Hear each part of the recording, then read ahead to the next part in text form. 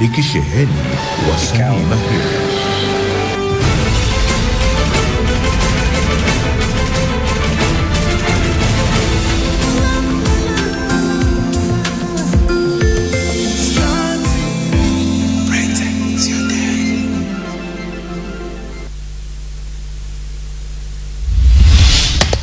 Waliahidi Tanzania ya Magufuli itakuwa ya viwanda.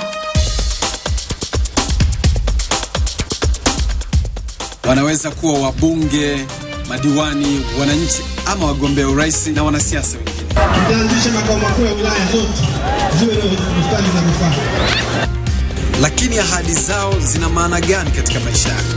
Na wewe unahitaji nini ili kufikia maendeleo yako? Ni Agenda 2020 itakayoangazia yote haya ili kufikia kilele cha maendeleo. Yaani hata siku ya kiyama kwenda motoni baada ya shetani mwanasiasa.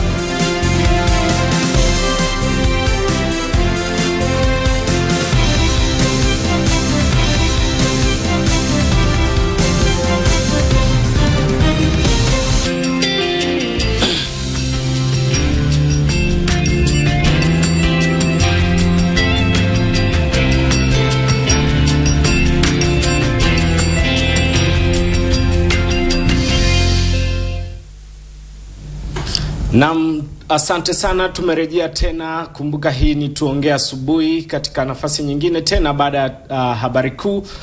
Na kama kawaida katika wakati huu tunazungumzia nafasi ya uongozi kwa mwanamke. Kama ndo kwanza unajiunga nasi, basi haujachelewa. Hii ni Star TV na hii ndo Tuongea Asubuhi. Jina langu naitwa Elibariki Madihi, lakini niko na mchungaji Dr. Jacob Mutashi hapa tukisaidiana kuzungumza swala zima na nafasi ya wanawake katika uongozi. Mchungaji, umezungumzia vitu vingi sana, lakini kuna nafasi ya viongozi ambao huwa hawategemewi. Yani kuna watu hawategemei kwamba huyu atakuja kuwa kiongozi mzuri, lakini ni mtu ambaye ana kipawa cha kuwa kiongozi. Hasa nyewe ambao watumishi wa Mungu mnakutana na vitu kama hivyo, kama wakina Daudi, wakina Yusufu, watu wa namna hii katika jamii zetu. Hawategemewi. Mtu hakuwa anategemewa toka udogoni, anasema huyu hatuzani atakuwa hivi, lakini ni mtu ambaye anakuja kuwa kiongozi mzuri sana baadaye. Kuna mambo mawili.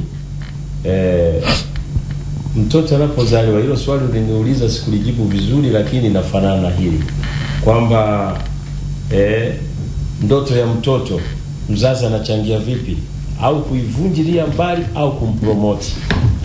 Mtoto unaona kabisa anapokuwa kama ni engineer, si utaona anatengeneza magari vya makaratasi.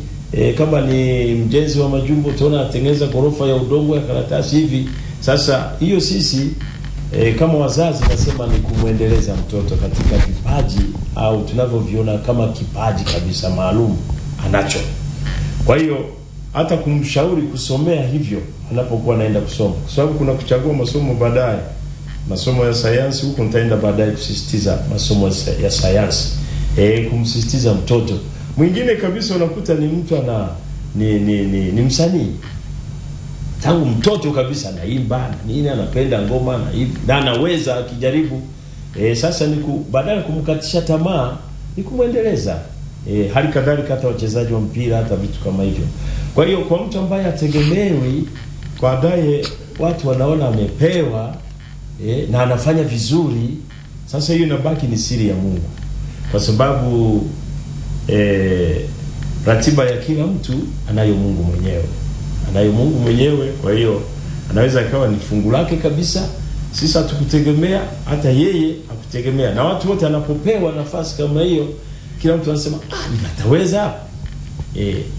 Ataweza kweli mkoa huo Mwanza, ataweza Dodoma hii. Naona ataweza kuwa IGP, nitoe mfano tu. Wanashangaa mwanzoni, lakini baadaye wanakuja kuprove kwamba hivi alichelewa wapi? Hivi alikuwa wapi? Sasa hii alikuwa wapi ni kijamii tu, lakini sisi kwa watumishi wa Mungu tunasema kila jambo lina wakati wake. Kwa hiyo wakati wa Mungu ukifika, hakuna mwanadamu anaweza kupinga. Na kama limetoka kwa Mungu, tunaona kabisa kwa vitendo kwamba ana perform vizuri kabisa, na kila mtu anamtabiria mema sasa kwamba huyu ni mkuu wa mkoa, ni kweli, lakini huyu anaweza kuwa waziri saa yoyote, na hata akitamka kuwa waziri hakuna naye shangaa. Sasa si nilikwambia, si umeona sasa? Kwa hiyo hivi vitu vinakuja kuibuka kwa wakati wake. True picture ya mtu inakuwa kutoka kwa wakati wake. Sio wote inajitokeza mapema, sio wote. Mtaani kuna kauli mbalimbali. Kuna kauli inasema wanawake huwa hawapendani. Wanawake hawapendani. Wivu, wanasema wanaoneana wivu. Huko mimi angekwepo mama hapa angejisemea mwenyewe, lakini sina ushahidi nalo hilo, kwa sababu ni kawaida tu, kama nature ya kina mama akiona amependeza mwenzake sana, kujihoji sana. Naonaga hata kwa macho tu ya kawaida, unaona hawezi kumpongeza. Ni wachache anaweza mwana dada umependeza. Hivi saluni gani ni mara chache sana kusikia. Utaona nywele gani hizi? Kwanza saluni gani hizi? Si lolote, si chochote. Hiyo ni mifano ya mitaani. Lakini nimeona mara nyingi sasa huu utamaduni unakwenda unaisha baada ya wasichana kupewa shule sasa. Wengi wamesoma, na wengi sasa wana nafasi, na sasa huo msemo unaenda unaisha polepole. Wanasaidiana sasa hivi, wanainuana. Nimeona kabisa wakiinuana, wakipeana mitaji kwa sasa. Kwa hiyo hii ilikuwa inatokana na labda na ujinga, niseme kidogo. Naogopa kusema sana kwamba ilikuwa ujinga, lakini inawezekana kwa sababu elimu ilipoingia, walipofunguliwa milango ya kusoma, mama amekuwa profesa fulani, mama amekuwa dokta fulani, mama ni naibu waziri, hana tena wivu kwa mwanamke mwenzake amekuwaje mkuu wa mkoa huyu. Ni rahisi sasa kumpa mbinu za kufika hapa alipofika, au 1 2 3. Sasa hivi nadhani imebadilika. Mchungaji, wewe ni mtaalamu sana katika masuala ya kifamilia na ndoa. Mwanamke katika familia na yeye anaweza kuwa katika nafasi ya uongozi? Sasa kwa sababu tunafahamu kwamba wanasema baba ndo kichwa cha familia. Sasa nafasi ya mama katika uongozi wa familia. Uongozi wa familia, kumbuka kwamba hapo umenipeleka kwenyewe. Kumbuka kwamba ndoa ina muundo. Ndoa ina muundo, na aliyetamka kwamba mwanamke ni kichwa hajakurupuka mwanamke akajitamkia mimi ni kichwa hapa. Mungu ameweka muundo. Amesema Kristo ni kichwa cha kanisa. Kristo ni kichwa cha kanisa. Sawa? Na kwa hiyo na mwanamume ni kichwa cha mwanamke. Imetajwa hivyo. Mwanamke imetajwa moja kwa moja, nilikwambia Mwanzo 2:18. Nitamfanyia msaidizi wa kufanana naye. Sasa mahali pengine hiyo sisi tunaosoma maandiko, Wakorintho wa kwanza ile sura 11 mstari wa 3 anasema kwamba mwanaume ni kichwa cha mwanamke, na mstari wa 8 pale chini mpaka wa 9 anasema mwanaume hakuumbwa kwa ajili ya mwanamke, bali mwanamke kwa ajili ya mwanamume. Wala mwanamke hakuumbwa kwanza, bali mwanaume aliumbwa. Sasa hii inakuja kuthibitisha kwamba huu muundo, nadhani wanandoa ni kuheshimu tu huo muundo. Isitokee mama siku yoyote akaanza kumtunishia misuri mume wake. Sasa umeniambia nisemee, nichomekeze tu kwamba mama mzuri, na wajibu aliopewa mwanamke kwa mwanaume wake au kwa mume wake ni kutii. Na kutii amesema katika mambo yote, na mwanamke mtii mnyenyekevu anapendeza katika uongozi wa hiyo nyumba. Hata watoto wenyewe wanaburudika kwa mfumo huo au kwa muundo huo. Mama anamtii mume au baba yao, na baba moja kwa moja ameambiwa kumpenda mke. Kwa hiyo kama mzee anapokea utii kwa mama na unyenyekevu wote na heshima, mzee hana uchaguzi, lazima atampenda mama. Sasa hapa tunakuja na familia nzuri. Tunakuja na familia nzuri badala ya ubabe, ubishi, wamama wengine wabishi, wababe. Maana hata kusikiliza hoja za Mheshimiwa Makonda pale, nasikia kuna wanaume wamekwenda pia kulalamika wananyanyaswa na wake zao. Wako wamama kabisa wengine wababe na waboxer kabisa, anampiga mke wake lakini mume wake. Na hii imetokana saa nyingine, siamini katika ushirikina, lakini saa nyingine wanaanzia mbali sana wanawake wa namna hiyo. Unashtukia anampiga mwanaume, na mwanaume anayepigwa ukiangalia ni bouncer, yani ni mwanaume kabisa, lakini kuona kanako mpiga kamama na kanampiga kibao na nyamaza tu, kanachukua mwiko kanamtwanga mtwana mzee anakwepa tu.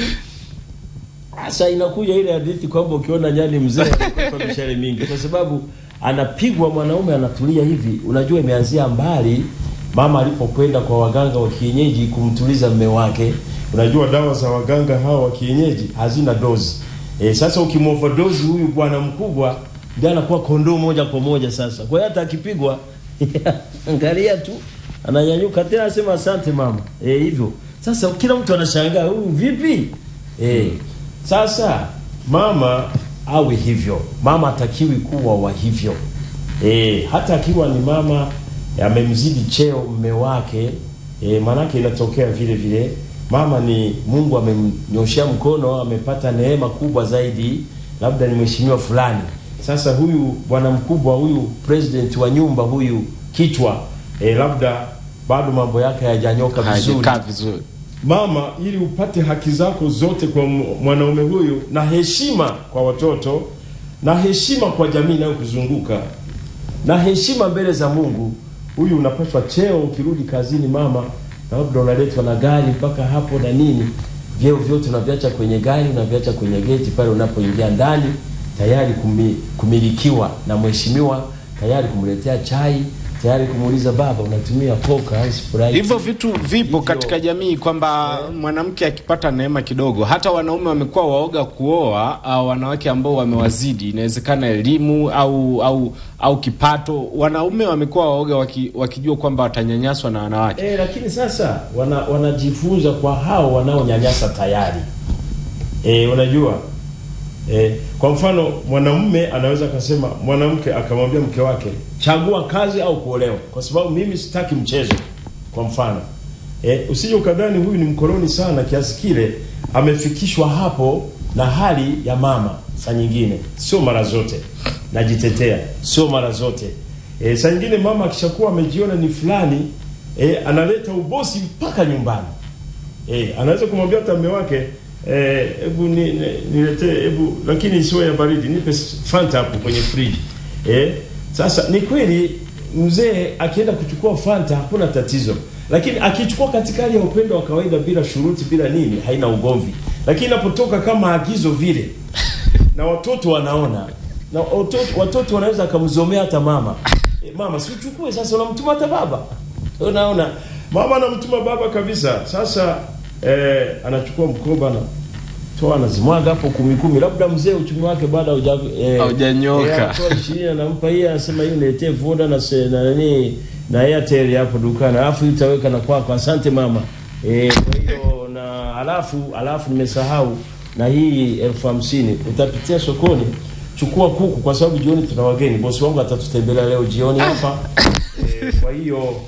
Kwa hiyo sasa mzee ananyanyasika kwa sababu labda ya hali yake ilivyo, na sasa sio kichwa tena. Sasa kama anatuma mpaka kuku sokoni, kwa kweli mtangazaji unacheka, haya mambo yapo kabisa. Na mama wa hivyo namwambia mama, hujajitambua kama wewe ni mke hapo nyumbani, alafu unamhuzunisha Mungu kabisa, unamhuzunisha mwanaume huyu na jamii tunaoshuhudia. Saa nyingine unaweza ukafanya hivyo, kuna wageni, maana kisha kuwa ni tabia yake, hata chagua mazingira kwamba kuna nini utatumwa tu, hata kama wazazi wako wamefika. Hata mwalimu wa ndoa nipo nashuhudia tukio hilo, na vitu kama hivi mnakutana nao kusuluhisha. Tunasuluhisha sana, namwambia tunakuja kufundisha upya.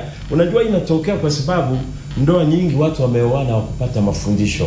Ndio maana tunapoleta makongamano ya ndoa, tunapoleta semina za ndoa, tunahamasisha watu wote wafike, wasikilize, wapate na update. Na labda hata wanayajua, lakini wakumbushwe. Unajua kuna mambo unaweza kuwa unamfanyia mke wako, ujui kama unamkwaza. Wewe unaona sawa. Lakini ukikutana na mwalimu kama mimi wa ndoa, nakwambia bwana, wanaume wenzako tuko hivyo. Kurudi saa 8 za usiku sio sawa mzee. Hata kama we ni kichwa, rudi mapema, uwe na muda na watoto, ule chakula cha mkeo ukakuandalia chakula kizuri. Huko uliko kwa mpaka saa 8 za usiku, umekula wapi? Na unatoka wapi? Na sasa inakuja kombe la dunia, ndio maafa. Nacheka mwanangu. Ndio maafa sasa, wanaume kurudi mpaka asubuhi. Maana tunapambana zenyewe mechi Italia na Ugiriki ikipiga na hizo sio za kukosa. Na sio za kukosa, inaingia Ufaransa na Uruguay. Sasa saa 9 mpaka 12 Brazil na hiyo sio ya kukosa. Kwa unakuta mwanaume mume wa mtu na watoto anarudi asubuhi, alikuwa anaangalia mpira. Lakini ameacha screen nzuri pale nyumbani. Au unajua wanaangalia unapokuwa kwenye population pale mpira ndo unanoga. Sasa ndio ninachokuambia, hiyo ndio unanoga kwa kama mwalimu na crash kabisa kwa maandiko. Na ndio maana nasema waje kwenye semina za ndoa wakumbushwe. Mimi kama wakija kwenye semina yangu kama hiyo, hakuna mwanaume ataacha nyumba yake kwenda kwenye mpira kwenye bar. Hayupo kwa sababu nitakuja naye kama mzee, kwanza ataniheshimu. Kama mzee nimeona mengi, lakini pia maandiko yapo. Alafu hii ni ndoa. Alafu mzee jiheshimu. Mungu amekupa mke mzuri kama hivi, unamwacha unaenda wapi? Watoto wamekusanyika wanaangalia mpira. Angalieni mpira sebuleni pale mpaka asubuhi. Mama akiona imekuwa half time saa 8 anapika chai. Analeta uji. Ikibidi hata kusonga ugali sawa tuseme. Sasa huko unakula makongoro juu yamepimwa na nani? Huko unakula vitu havieleweki. Unaweza ukalishwa hata sumu. Alafu unamalizia kwa kuchukua mwanamke usiyepanga naye. Maana hivi vitu vinashawishi. Si umefuata kuona company sijui ndio company. Sasa hiyo company wote wanakunywa pombe. Na wewe unasema mimi nakunywa soda. Sawa, anayeleta soda ni mhudumu wa bar. Anakuja hapa atakulalia kwenye mapaja, utamsukuma mara ya kwanza, mara ya pili utampeti tu. Hicho kilikupeleka ulienda kuona Ufaransa na Uruguay. Sasa unabadilika sasa. Ni vitu ambavyo kina mama wengine na wapa pole wanasababishiwa na wanaume zao kwa wakali. Mama anakuwa ni mtu ana maadili na ni mama amejitahidi kumheshimu mume wake kama kabisa kila kitu kipo. Lakini mwanaume nani amwambie? Anatisha mzee. Inabidi mtu kama mimi niingie baba mwenye nyumba neno nimwambie mheshimiwa, wote hatuko kama wewe hivi. Kwanza sasa unaondoka hivi mzee, umevaa bukta unaenda wapi? Mheshimiwa mzima unavaa bukta kilomita 2 unaenda wapi? Si uvai vizuri basi mzee. Jamii nzima inakutazama wewe. Anasema hii bwana, hii ni leisure time bwana. Ni leisure. Lakini wewe ni mheshimiwa. Hivi vitu unavipenda, pensi unazipenda na pensi unaziweza, lakini sasa kwa ajili ya heshima uliyopewa, vaa vizuri, jiheshimu. Sasa ni vitu kama hivyo. Na ukumbuke mambo yako mengi. Wewe sasa umelichokoza. Utafutie somo la ndoa. Sawa, hakuna tatizo, tutapata. Kumekuwa pia sawa. Kumekuwa kuna vitu kwamba kiongozi ni mwanamke. Walioko chini yake wengi ni wanaume. Tabia za dharau zinaibuka kwa mama. Hapana, sasa unajua Biblia inasema katika Warumi 13 mstari wa kwanza mpaka wa 7 tunaagizwa kutii kila mamlaka. Maana kila mamlaka tunasoma kwamba imeamriwa na Mungu. Kwa hiyo mamlaka hiyo kama ni mwanamke, this time ni mwanamke, na chini kuna wanaume, moja kwa moja wanaume, mimi ni washauri moja kwa moja ni kumtii huyu mheshimiwa kwa sababu ndio mamlaka. Na usipomtii, Biblia inasema moja kwa moja katika hiyo mistari nimekupa, anayeshindana na mwenye mamlaka anashindana na Mungu moja kwa moja. Kwa hiyo anasubiri hukumu.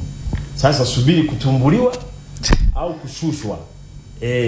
Basi hakuna jinsi kwa sababu unashindana na mamlaka. Alafu Biblia inasema hauchukui upanga bure huyu mwenye mamlaka. Iko siku atautumia. Anaacha tu kwa sababu ya neema tu na kwa ajili ya hekima fulani. Uongozi ni upanga. Upanga, ninaposema upanga na Biblia inaposema upanga sio kwamba kukata moja kwa moja, yani sheria. Sheria. Na wengine wanasema ameshika mpini, wewe umeshika makali. Ni mfano wake tu. Lakini sheria zote anazo yeye. Faili lako analo yeye. Wewe huna faili lake na hutaliona hata siku moja. Sasa unapomdharau unatafuta kitu kingine. Kutafuta kushushwa cheo na hutapanda hata siku moja. Na ushahidi upo. Na unapozidi kuonyesha dharau zitafuatwa taratibu mpaka utafukuzwa. Hizi ni tabia za wanaume wengi. Yaani wanaume huwa wanabisha sana kuongozwa na mwanamke. Hapana, ni upumbavu. Niseme hilo neno kali lakini ni lenyewe kabisa. Kwa sababu ukishagundua huyu amekuzidi yuko hapo, you have no choice. Yeye boss ndiye ana choice ya kuwa na mtu huyu na mtu huyu. Anaweza kubadilisha, anaweza akatafuta anayetaka. Wewe huna choice ya kuwa na boss fulani. Sasa ikitokea ndio yupo na ni mama, basi na tena nakubali kuongozwa na yeye. Kumuita mama. Ukimuita mama itiki kabisa. Sema mama ni mambo ya nyumbani hapa. Sema mheshimiwa, mkurugenzi mkuu, mkurugenzi, afande kama ni mkubwa jeshini vikosi vyetu. Mheshimiwa kama ni waziri, katibu mkuu. Sasa wewe pamoja na ubabe wako na misuri na nini, hapa tupigani ngumi, hapa tubebi mabomba. Hapa ni taaluma. Hapa ni uongozi. Na haya mambo nendo utafanya nyumbani ukishatoka kazini. Lakini hapo ukisha ingia getini tu basi. Na mahali pengine wanasema una uchaguzi kuamua kuajiriwa. Lakini ukishaajiriwa huna uchaguzi wala huna hiari kufanya kazi, kutii. Hata bila kusoma maandiko iko kabisa katika hali ya kawaida. Nidhamu kazini itakusababisha upande haraka, itakusababisha utengeneze mazingira ya kupendwa na bosi, itakusababisha upate neema mbalimbali, itakusababisha hata siku moja bosi labda tumba lina ushirikiano na ameletewa kuku hapa na nini akuite. Kwani kawacha wangapi anakuita wewe mnyenyekevu? Anakuita kabisa, Jacob, naam mheshimiwa, njoo. Leo tumbo langu halina ushirikiano. Ndugu yangu hebu inabeba trays mazima kwenda leo nakula mpaka watu wanakuonea wivu. Leo nakula vya boss. Lakini ameacha wangu. Unaketi mezani na wakuu. Kumbe wewe tangu mwanzo. Kwa hiyo iko hivyo. Na Mithali 14:35 Biblia inasema upendeleo wa mfalme umwelekea mtumwa atendaye kwa busara. Bali ghadhabu na hasira za mfalme umwelekea mtu mwovu. Sasa kama wewe ni mbishi, ni mbabe, wanasema kuja saa 1, unakuja saa 2 kwa sababu bosi ni mwanamke, atanifanya nini?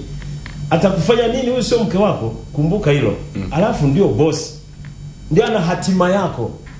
Ndio maana nimesema unachokifanya ni upumbavu, sijatukana. Hicho ni cheo chako. Kama unafanya vitu kama hivyo na ni msomi, kwa kweli hujautendea haki usomi wako. Kwa sababu inabidi ukubali kabisa, alafu utende kwa busara. Yeye mwenyewe atakuinua na atakupata mbinu za kumfikia au kumzidi. Utasoma, utafanya hivi. Yeye ndiye anakuandikia recommendation mwisho wa mwaka. Yeye ndiye anafanya mambo yote. Yeye ndiye anasikia kuna kozi fulani nzuri imetoka. Yeye ndiye atakupeleka. Sasa unapomdharau umejifungia mlango wote. Na umefunga mlango kwa bosi, hata kwa Mungu. Baraka mno. Na sasa inakwenda mpaka nyumbani. Kwa sababu utataka hata mama umnyanyase bila sababu. Ubabe. Naona. Unajua, babu unapokuwa nyumbani kuitwa kichwa sio kuwa mbabe, sio kuwa mgomvi, sio kuwa mkoloni. Ni kichwa kwa maana kwamba maamuzi yote yanatoka hapa. Kwa hiyo ndio unatoa maelekezo ya familia, tunaendaje, tunafanyaje. Mimi kama msomi nasema hiyo ndio think tank ya nyumba, mwanaume. Kwa sababu kichwa kama unavyokiona, hata wewe unacho, hata mimi unachoona cha kwangu. Kina macho, si haya, kina pua, kina meno, kina masikio, kina nywele. Kina shingo, sasa hapa ndio inaunganisha. Alafu ndani ya kichwa kuna nini? Si ubongo. Kwa hiyo kila kitu tuseme. Sasa itakuwa ni ajabu kama hicho kichwa kimejaa niseme sio nzuri. Kimejaa moshi. Yani hakiwezi kutoa maamuzi ya busara. Wakati wote kinatoa pumba tu mpaka mama anasema anawaambia watoto, baba yenu ndivyo alivyo, vumilieni wanangu. Naona hata siku moja unasafiri, hujafika hata stand wanafanya kasherehe kadogo. Sasa ujue nyumba imekushinda. Alafu mama huyu utakuja kumfundisha mambo mengine hakuwa nayo kabisa. Nikwambie ukweli moja kwa moja, watumishi wa Mungu, watazamaji, niwaambie moja kwa moja, wamama wengi wana maadili kabisa, wanasababishiwa na waume zao wengine, sio wote, wengine. Na wababa wengine ni wapole, ni waadilifu, wanasababishiwa matukio mengine na wake zao. Kwa hiyo umuhimu sasa wa somo la ndoa, mimi naomba muandae mniite tena. Hii ni mada nyingine, tusiharibu. Hakuna tatizo. Twende na mada hivyo, lakini ndoa ni muhimu sana pia nikaiongelea. Watu wakapata faida hata kwa nusu saa tu. Maana sio wote watakuja kwenye semina zangu, sio wote watakuja kwenye makongamano yangu. Sawa. Kikubwa ni nafasi ya mwanamke katika uongozi. Ni namna gani tunaweza tukapata viongozi wazuri au watu wa kuongozwa vizuri na kina mama? Kina mama tunaona ni jeshi kubwa, kwa hiyo wanafanya kazi nzuri. Toka Tanzania kwa awamu hii imekuwa na viongozi wengi kina mama. Na namna gani wanafanya kazi zao au vitu gani mnakutana navyo sisi kama Watanzania sasa ukizungumzia wao jinsi wanavyofanya kazi hasa katika awamu hii ya 5, awamu ya viwanda, utendaji wao wa kazi kwako, kwa mtazamo wako unauonaje? Ndio nilisema tangu mwanzo na wewe ukaniunga mkono ukasema kina mama ni waangalifu sana. Wanafanya vizuri na ushahidi upo. Hatujasikia mwanamke aliyetumbuliwa. Wanatumbuliwa wanaume. Sasa usije ukadhani kwamba watumbuliwi kina mama kwa sababu wanapendelewa. Kazi yao tunaiona. Situmii nguvu nyingi sana kuongelea habari za waziri wa afya. Siwezi kutumia nguvu nyingi sana yule mama anavyofanya kazi, yule mama anavyojituma. Siwezi kutumia nguvu nyingi sana kuongelea habari za makamu wa rais. Nani asiyeona? Mwenye macho ambaye tazama.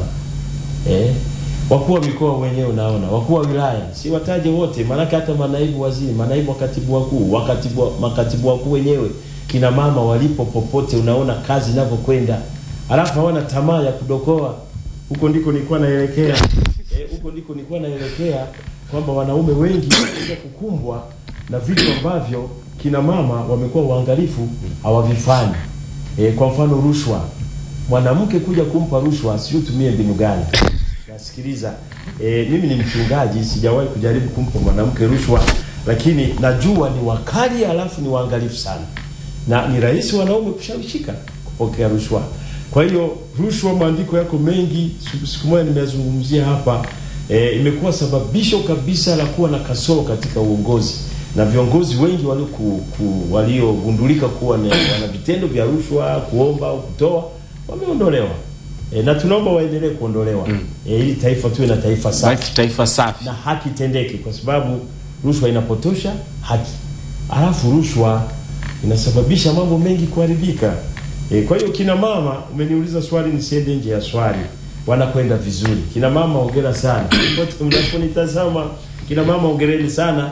Alafu na Mheshimiwa Rais ataendelea kuteua wengine, maana ameona sasa ni safi. Na hii imeanza kwenye awamu zilizopita kama unakumbuka. Kama tumefikia 50%, haijafika ghafla hivi. Imekuja kwa utaratibu, na sasa kila kiongozi anayeingia naona tunakwenda vizuri. Wakuu wa wilaya, wewe mwenyewe ni shahidi, anaenda vizuri. Akitoka kwa DC hapa, sijawahi kuona anakwenda nyumbani. Anakuwa mkuu wa mkoa mahala. Anakuwa mbunge wa kuteuliwa. Kisha kuwa mbunge wa kuteuliwa, nasikia ni waziri. Sasa tukiacha viongozi kwenye nafasi hizo kubwa za kiserikali, za makampuni, za mataasisi hayo, lakini hata ukiangalia wanawake kwenye taasisi za dini, si wanaenda vizuri? Tuna mama wa Katari, nimtaje kwa jina, nasikiaje anavyoendesha, mpaka anawaza maendeleo, mpaka na mashule. Sasa kina mama wanaenda vizuri. Ninyi katika sasa wasilewe hizo sifa nimewapa, wasizilewe hizo baadaye wakabadilika wakaniangusha. Lakini kusema kweli kina mama mnaweza, kina mama mnasonga mbele, kina mama wanakwenda vizuri. Waendelee kuwa waangalifu kwa vitu hivyo kama rushwa, ulevi, vitu kama hivyo ndio vinaonekana sana. Na mwanaume akiwa mlevi anaweza sionekane kwa haraka, lakini mwanamke akiwa mlevi anaonekana haraka sana, kwa sababu sio kacha yao. Sio utaratibu wa mwanamke. Ni mpole, mnyenyekevu, mtii, mwanana kabisa. Hata kama anakunywa kwa staha fulani hivi. Kwa hiyo alafu kina mama akishajua amepata nafasi kubwa au nzuri ya heshima, mara nyingi wanajiheshimu. Ni mara chache sana unakuta Wachache, niseme kama wachache, hata nisiwaharibie, nimeshawasikia. Sawa. Wachache wapo wana matatizo yao. Na ukiwafuatilia na uchache wao, nimesema inaanzia chini kule. Tuwazungumzie hao kati ya watu ambao wanachangia sana kuharibu utamaduni wa Kitanzania, lakini pia kwa mavazi na namna wanavyojiweka, ni hao wakina mama. Una maana gani? Viongozi au kwa mama? Yani wote kwa ujumla, kwa sababu wao ndo wanakuja kuwa viongozi. Sasa hiyo mimi nitarudi huko saa zote, kwa sababu kuanzia kwenye malezi, kama mtoto amekuja na nguo fupi, hata akienda shuleni anapewa sare ndefu anaikata. Na ukifuatilia nyumbani kwenye malezi, mama yao anavaa nguo fupi. Zawadi anazowaletea watoto nguo fupi. Kwa hiyo kisaikolojia inawaingia watoto kwamba nguo fupi ni nzuri. Kama mama wanaonyesha mapaja mpaka hapa, mtoto kwa nini asionyeshe? Na sasa huyu mtoto bahati mbaya akili zina charge. Zina charge kabisa, ndio form 4, ndio form 6, ndio university. Degree ya kwanza, ya pili, doctor, mama fulani, lakini kata yake ni ile. Sasa atapata tabu sana kwenye maadili ya Mtanzania, kwa sababu akishafika nafasi kama hizo kubwa, anaambiwa maadili ya mavazi, na kuna sheria ya mavazi kazini kabisa. Taratibu zipo. Kwa hiyo anaonyeshwa kabisa, anatoa na photocopy aende nayo hata nyumbani kabisa. Natakiwa nguo gani mtu awe nazo ya heshima. Hata Biblia inasema uvae nguo za kukusitiri mwili. Hata kama ni laini, basi iwe ndani umetanguliza vitu vingine. Sio nguo laini alafu inachora kila kitu. Kila mtu anaona kuna skin tight ya njano ndani. Hapana, hapo ni kama uko uchi. Na wakati huku na tamaduni kwamba katika taasisi nyingi kuna nguo wanazuia kwamba hizi usije nazo, hizi uje nazo. Ni maadili hayo. Ni maadili, na ukienda kinyume cha hapo unakutana na sheria, kwa sababu hakuna taratibu na kanuni ambazo hazina adhabu mbele yake. Kwamba usipofanya hivyo adhabu yako itakuwa kushushwa cheo. Ukifanya hivyo adhabu yako itakuwa kufukuzwa kazi. Ukifanya hivyo, kwa hiyo ni vizuri watu wakazingatia kanuni, taratibu na sheria. Na hakuna idara wala taasisi wala kampuni isiokuwa na regulations. Taratibu, kanuni na sheria. Hata Bugando sasa hivi hospitali hapo ukienda una manguo upiti pale getini. Sasa kama hospitali wanakataza nguo fupi, itakuwa ofisini? Na ofisi unakwenda kuhudumia jamii. Na labda wewe ni secretary. Bosi wako ni mwanaume. Sasa si unamshawishi, alafu unajikuta umeshaingia kwenye matatizo mengine. Alafu bosi anatakiwa akemee, lakini kwa kuwa umejipeleka hivyo wala akemei tena. Anakuacha. Anaingia kwenye mambo hayo tena. Mimi ni mchungaji, nisiyataje sana. Si kuonekana nimechafua hali ya hewa. Lakini mzee mheshimiwa bwana mkubwa akishaingia kwenye mambo hayo na mhudumu au na secretary, ndoa ya huyu mheshimiwa ipo tena? Haipo. Lakini hawa wanaofanya hivyo, kwa nini wasipunguzwe? Ndoa kwa tumbua. Kwa sababu sheria unazo wewe mwenyewe mheshimiwa. Kwa hiyo na taratibu zipo, ni kumuonya kwa utaratibu. Hataki kusikia, taratibu zipachukuliwa watu gani. Hatimaye unakuwa na ofisi ambayo ina watu waadilifu. Sasa moja kwa moja mpaka kwenye nyumba za ibada, sisi viongozi wa dini pia tuangalie huko kwetu pia, kwa sababu hao unaowaona maofisini huko wako uchi wanatoka kwenye nyumba za ibada, wanakuja huko sana. Wanatoka huko. Sasa sisi huku pia tuwe na masomo hayo. Kwani hawaji na mavazi hayo katika nyumba za ibada? Sasa labda unaniuliza kanisani kwangu, mimi nasema kwangu hawaji. Lakini kama kuna nyumba za ibada zingine zinaruhusu hayo, nitoe wito kwamba sio vizuri. Kwa sababu kila vazi lina lugha yake na kila vazi lina mahali pake. Mimi mtu anayecheza netball nikimuingilia nimwambia avae sketi ndefu, nitakuwa nimevuruga. Naonaga wanafuata ili aruke vizuri, afanyeje? Sawa. Huko sasa siwezi kwenda, lakini kuja ibadani na tungo tu netball hatuwezekani mzee. Hata kuvaa nguo za kitchen party kuja ibadani, watu wanaumia macho, tumevaa nguo zinawaka tu hivi. Yaani watu wasema hizi za usiku hizi. Unajua kila vazi na mahali pake. Hata saluni. Sasa hivi watoto wetu wako saluni, ni watu wasomi kabisa. Anakuuliza hii makeup unataka kutengeneza, mama unaenda ibadani. Ukimwambia ibadani anambadilishia na anamshauri, mama hii ibadani hamna, hii mama ya kitchen party, hii mama ya send off, kwa hiyo mama hii za usiku, kwa hiyo mama naomba chagua hii kati ya hii na hii nikusuke upi.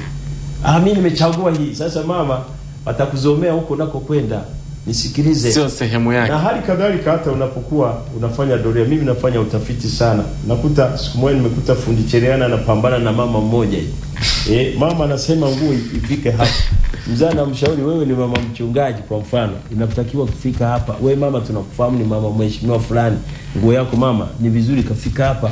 Wewe anamwambia nguo yako yangu. Mama nakushauri tu, mimi ni fundi tu, lakini nakushauri mama tufikishe hapa. Anasema hiyo ya hapa kamshonee mke wako. Sasa hapo samemaliza, inabidi amshonee. Na unawakuta mitaani wako hivyo. Lakini ukija kuona mama ni mke wa mtu yuko hivyo, na ni bosi mahali fulani yuko hivyo, anajiachia maungo yake yako nje, huyo tafsiri yake ini bracket haijawa rasmi sana, ni kahaba. Mtanisamee sana, lakini ndani yake hata kama atamki anatangaza niko kazini. Sasa utaonyeshaje vitu vyote huku wakati wewe ni mke wa mtu, alafu wewe labda ni mheshimiwa fulani? Ile heshima iko wapi? Na ndio maana kuna mavazi ya heshima. Ingekuwa muda upo ningesoma na maandiko. Kuna mavazi ya kikahaba. Naona imetajwa kabisa. Yaani ukivaa tu huna haja kueleza mtu. Anafahamu kabisa. Na lugha nayo kuja nayo kwako ni hiyo. Vipi mteja? Vipi mshikaji? Sasa mshikaji, nimekusikia nini mwanangu, mimi ni mke wa fulani. Sasa mke wa fulani, lakini mama mambo haya vipi? Hii nimevaa tu mwanangu. Kazi kwa watazamaji. Sasa kazi kwa watazamaji, lakini mama hujiheshimu basi. Lakini hata kama usemi, ina maana utapigiwa miruzi sana, utafatwa kama hivyo sana. Kwa hiyo ujiandae kujieleza. Na tabu yote ya nini? Wewe Mungu amekuheshimu, ukavaa vizuri. Mungu amekuheshimu, kwanza amekupa mume mzuri. Mheshimiwa. Sawa? Mungu amekuheshimu, amekupa fursa, umesoma, umefikia mahali pa degree au doctor kama mimi au professor. Mungu amekuheshimu, amekupa ofisi kubwa nzuri, mheshimiwa. Hata gari unalopanda angalia lilivyo. Kwa nini tena uachiachie mambo? Hata unaingia kwenye gari mpaka dereva anaweza kupata ajali, maana yake unaingia ile ilivyo yenyewe ni tishio. Sasa unapokaa kwenye kiti hivi na mali pengine mheshimiwa huyu mama huyu anaweza kuwa ametoa maagizo kwa dereva kwanza amfungie mkanda kabla hajakaa kwenye steering. Sasa pitishe kwenye titi hapa na titi lenyewe liko nje labda. Achomekeze huku, alafu huku sasa mama akishafanya hivi, nguo ilikuwa hapa imeshafika huku. Sasa huku mzee huyu mtoto anaweka ngea mpaka aziingie kabisa, mpaka anakuwa tabu. Na wamama kama hao fuatilia. Mama mnisamee, hawapo wengi, ni wachache, na niseme labda hawapo. Lakini ikitokea kawepo wa hivyo, namwambia moja kwa moja aache, sio vizuri. Kwa sababu mtoto wa watu atamuingiza kwenye majaribu. Alafu isitoshe wa hivyo anapofika hata safari wamekwenda labda kutoka Mwanza, labda amekwenda Arusha kikazi, ndio hao anamwambia dereva asichukue chumba kabisa, awe naye. Sasa ukishafanya hivyo, mama ujue uko peke yako, wanawake wenzako hawako hivyo. Kwa hiyo lolote laweza tokea kwenye hiyo ajira. Kutumbuliwa sasa mama, mimi nadhani kuko nje, kwa sababu wewe uko tofauti na wengine. Sasa ndio naambia kama yupo mtu wa hivyo, hata kama ni tabia zake tangu zamani, ni kujiachisha tu. Ni kujiachisha tu. Nafasi zao kina mama nazidi kutamka ni kubwa na wanaweza, na mimi nawatabiria future nzuri kabisa kina mama sana. Wapo wanawake ambao wao hawana ajira rasmi, kwamba wala sio viongozi, lakini ni kina mama ambao ni wapambanaji sana mtaani.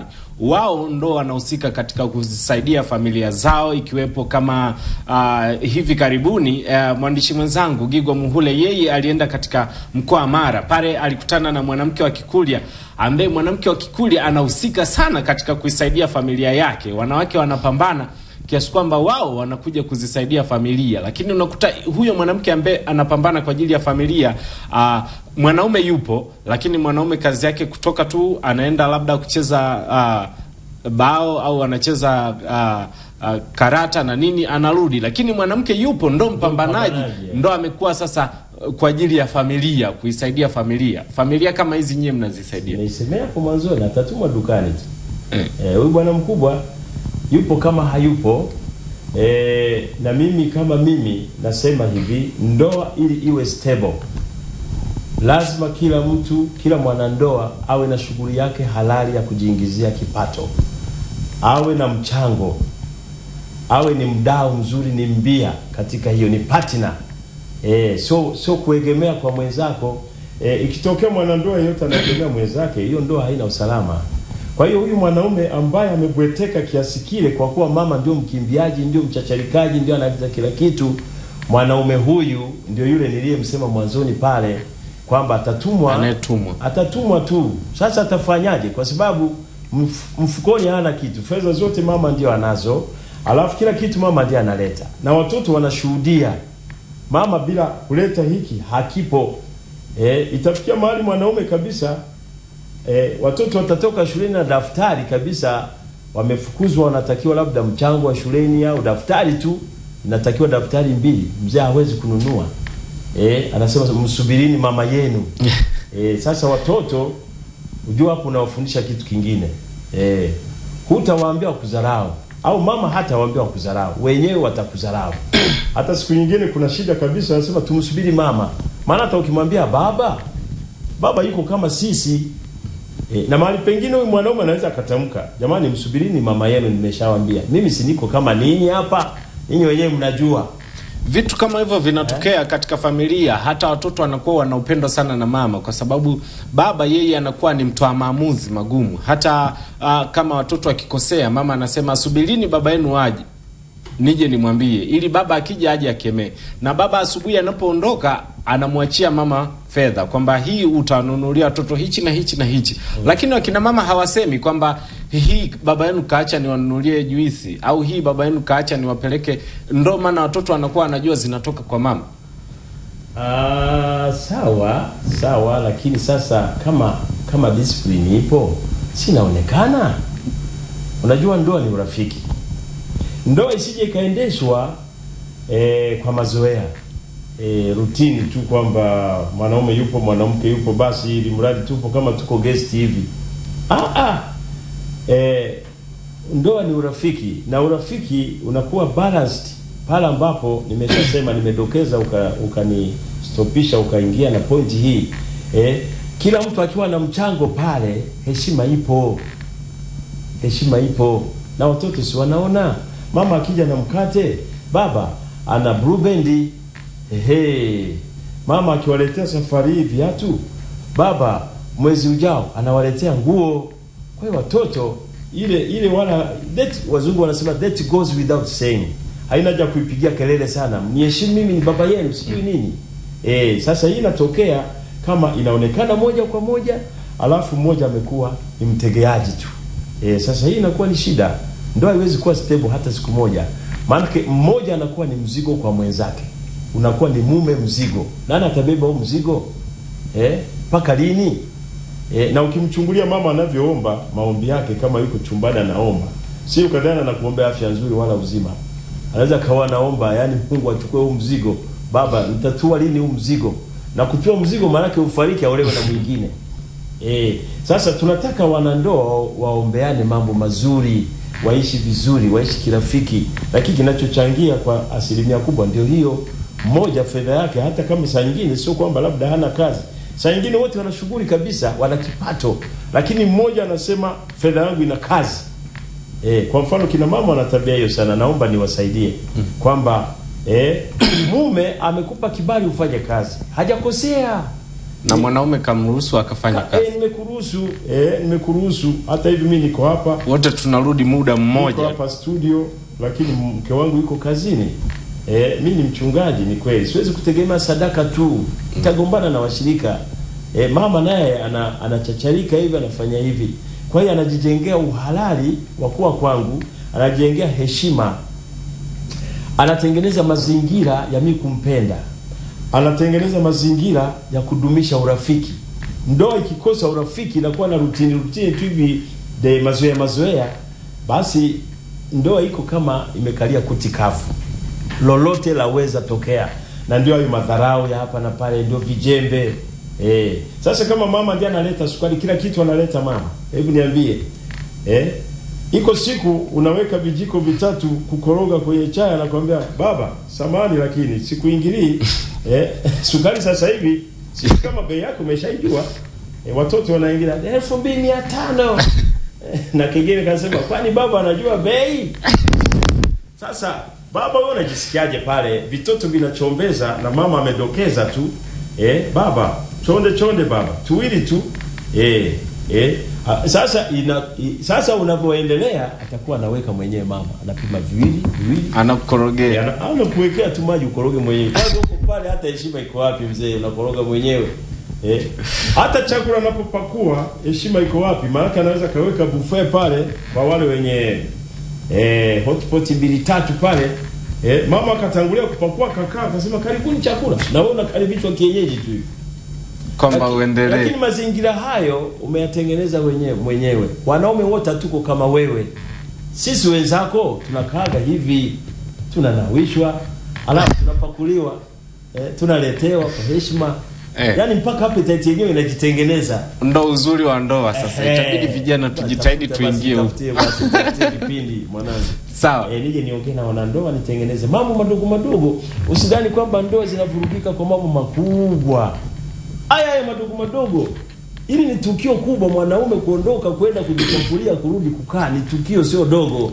Ni habari. Ni habari hiyo.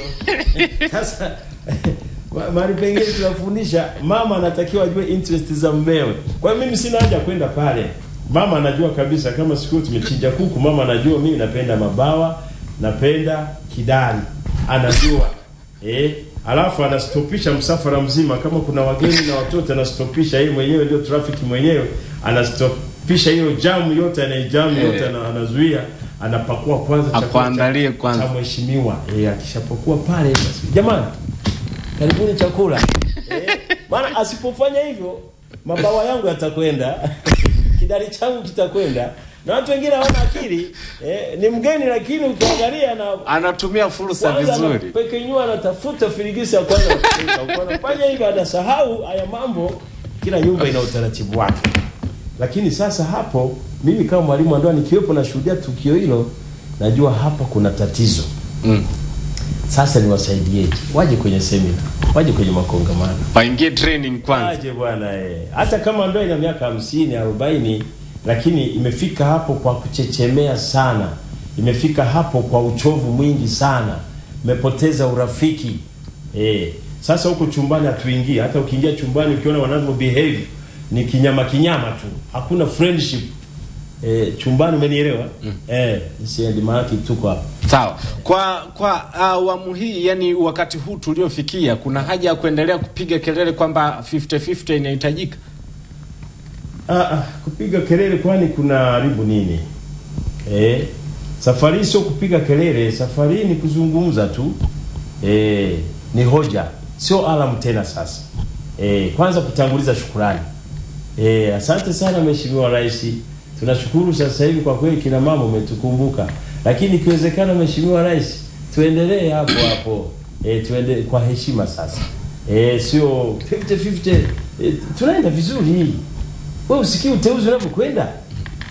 Una balance. Paka pilot. Jamani, mimi nimekutana na pilot mama.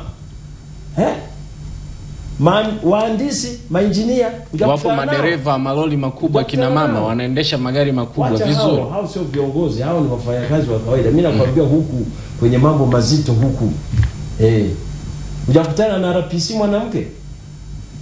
Hujakutana na mkuu wa kikosi mwanamke? Majenerali wapo wanawake. Sio kwamba wamepewa kwa kupendelewa, wamefanya kazi. Hakuna cheo cha jeshi lolote kinatoka kiolela. Kuna kozi ya hiyo cheo, kuna mtihani wa hicho cheo, mtihani wa maandishi, mtihani wa vitendo. Amepita kote huko, ameonekana anafaa. Alafu na taratibu zake, amefika pale generali. Sasa atakuwa meja generali bila madaraka fulani. Lazima apitie. Atakuwa brigadier bila brigade yoyote. Nasikiliza. Sasa ndio unakuta hata akipewa brigade mama ana command kabisa na kwenda, kwa sababu pale haidi kutumia ngumi au misuli. Pala tutunishani misuli ni hapa. Uwezo kichwani. Wewe mpaka amefanya kozi kwanza, amepita. Amefanya mitihani, amepita. Sio wa kawaida. Amepewa kihalali. Sasa wamama ni watie wivu hivyo. Wanapokuwa wamepewa sehemu, hebu angalia mbele yake kuna cheo gani. Kisomee hicho. Unaenda mama. Kabisa. Na watoto wetu huku sasa, nadhani tunaelekea mwisho, nitoe na ushauri kabisa kwamba watoto ni wahamasishe watoto wetu. Ukisoma Mithali sura ya 4 mstari wa 13, mkamate sana elimu wala usimwache aende zake, mshike maana yeye ndiye uzima wako. Sasa ni washauri tu watoto wangu kudwell zaidi, yani kuingia zaidi kwenye masomo ya sayansi. Kabisa yanalipa. Maana huko tunakoelekea uchumi wa viwanda. Sasa viwanda bila sayansi itakuwaje? Kwa hiyo wa train sayansi, tuwe na madaktari wa kutosha, tuwe na maengineer wa kutosha, tuwe na mapilot wa kutosha, tuwe na maengineer hivyo. Na matechnicians kwenye viwanda huko tunakoelekea. Wataalamu wengi. Wataalamu sayansi. Kina mama. Sisemi kwamba haya kina mama. This time tunataka kina mama. Tuonekane haki inatendeka kabisa kina mama. Hakuna mwanamke yeyote atakayepandishwa kinyemela. Haitatokea. Kama mama unataka siku moja uwe mkuu wa wilaya, tafuta degree, tafuta masters, tafuta udokta. Paka unapewa nafasi lazima uwe na uwezo. Mpaka watu wasijaji vibaya. Tunakoelekea hata fomu za ubunge sijazisoma kwa sasa. Unaweza ukakuta ina kigezo cha degree. Kiwango cha elimu. Masters. Sasa ukijikuta huna hiyo, hata usipogombea, maana hata ukipeleka kule haipiti. Kwa hiyo sasa mimi nadhani kutengeneza mazingira iko juu ya mtu yeyote. Iko juu ya mtu yeyote.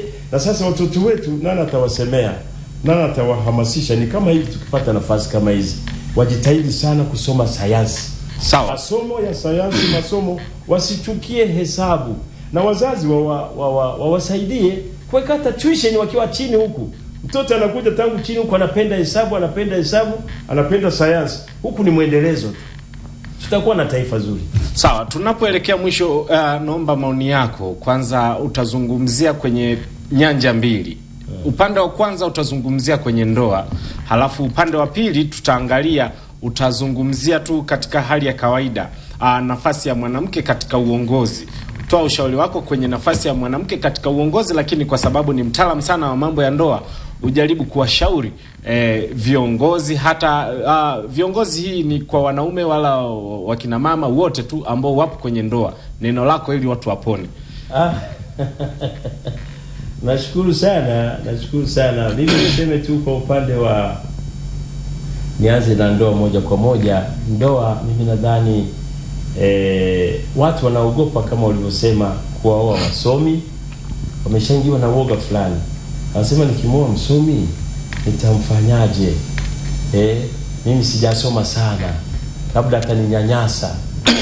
Sasa mimi naomba mama zangu ninyi ambao tayari mko kwenye nafasi nzuri, ni wasomi na mna ndoa, waonyeshe tu mfano mzuri kwa waume zao, ule utii, unyenyekevu, ili hao wanao watazama waone kumbe hata mtu akiwa ni profesa ni mama na huyu baba ni karani, kumbe ule kwamba ni mume, nafasi yake inatambulika pale. Sawa, kwenye nafasi ya wanawake na uongozi, kifupi. Wanawake na uongozi, mimi niseme kabisa kwamba waendelee kuwa firm maana yake wawe na nguvu za kutosha, yani wajiamini.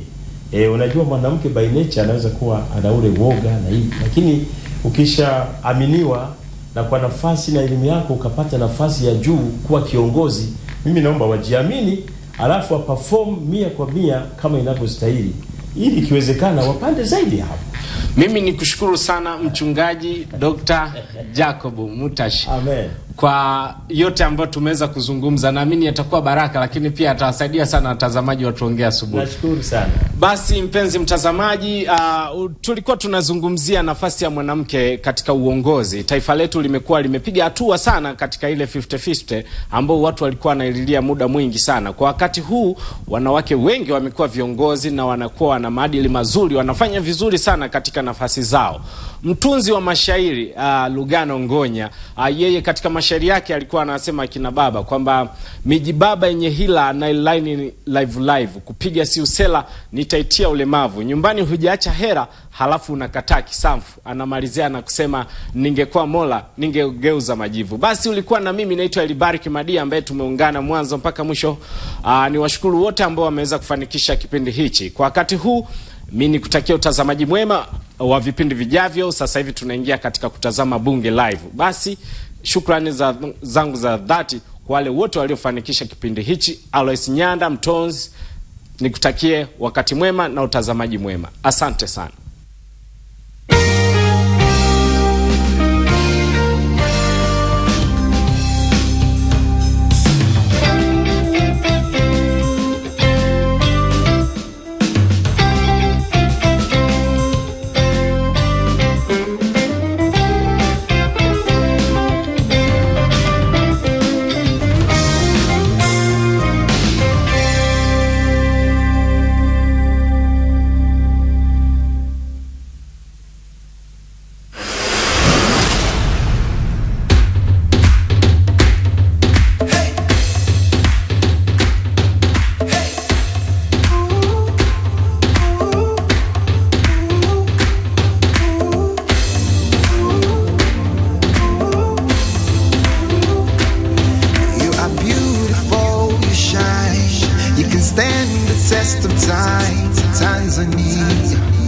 Tanzania nchi nzuri, ni hadi pale nilipoona sura yako nzuri. Tanzania, sweet Tanzania, taifa la Tanzania, taifa la Tanzania, tusonge mbele.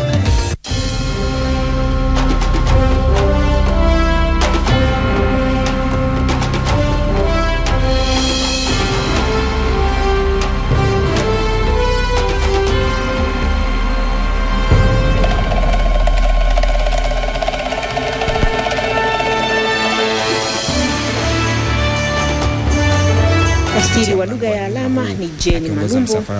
Mimi ni Victoria Patrick, mwenzangu ni Paul Alphonse. Basi nikualike kwa moyo mkunjufu ujiunge nasi uweze kuyapata yote yatakayokuwa yanaendelea katika ukumbi wa bunge. Na sasa nikualike moja kwa moja katika dua ya kuliombea bunge. Karibu kuchukua nafasi dua ya kuombea nchi yetu na kuliombea bunge. Mwenyezi Mungu mtukufu, muumba mbingu na dunia, umeweka katika dunia serikali za wanadamu na mabunge ya mataifa ili haki yako itendeke. Twakuomba uibariki nchi yetu, idumishe uhuru, umoja, haki na amani. Umjalie rais wetu hekima, afya njema na maisha marefu, ili pamoja na wanaomshauri wadumishe utawala bora. Utuongezee hekima na busara sisi wabunge wa bunge hili la Jamhuri ya Muungano wa Tanzania, na utupe uwezo kujadili kwa dhati mambo yatakayoletwa mbele yetu leo, ili tufanye maamuzi sahihi yenye manufaa kwa watu wote na ustawi wa nchi yetu. Amina.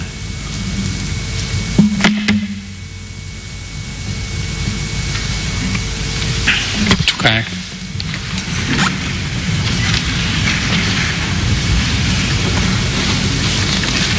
Katibu. Maswali. Mheshimiwa Bunge, tunaanza maswali ofisi ya Rais TAMISEMI. Mheshimiwa Dederius John Mipata. Asante Mheshimiwa Mwenyekiti. Swali la mbunge linasema serikali kupitia mradi wa mfuko wa Benjamin Mkapa ilidhamiria kujenga na kukamilisha huduma za upasuaji kwenye kituo cha afya cha kata ya Kala, na baada ya mfuko huo kuacha shughuli zake hakuna juhudi yoyote inayoendelea. Je, serikali ina mpango wowote wa kuendeleza nia hiyo njema? Naibu Waziri Josephat Kandege anaenda kutoa majibu ya serikali. Kandege anajibu swali hilo. Mheshimiwa Mwenyekiti, kwa niaba ya Waziri wa Nchi Ofisi ya Rais TAMISEMI, naomba kujibu swali la Mheshimiwa Dederius John Mipata, mbunge wa Nkasi Kusini, lenye sehemu A na B kama ifuatavyo. Mheshimiwa Mwenyekiti, halmashauri ya wilaya Nkasi ina vituo vya afya 7. Kati ya hivyo vituo 4 vinamilikiwa na taasisi za kidini na vituo 3 vinamilikiwa na serikali. Vituo vya afya 2 vinavyomilikiwa na serikali vinatoa huduma za upasuaji. Kituo cha afya Kala kinamilikiwa na Kanisa Katoliki Jimbo la Sumbawanga. Taasisi ya Benjamin Mkapa ilijenga chumba cha upasuaji yani theater, pamoja na kutoa baadhi ya vifaa kwa ajili ya huduma za upasuaji katika kituo cha afya Kala mnamo mwaka 2016-17. Hata hivyo huduma hizo zimekuwa hazitolewi kutokana na changamoto mbalimbali, kubwa zikiwa ni upatikanaji wa wataalamu kwa ajili ya kufanya huduma za upasuaji na kukosekana kwa huduma ya umeme na mfumo wa maji kwa ajili ya kuendeshea shughuli za upasuaji. Ili kukabiliana na hali hiyo, halmashauri imetenga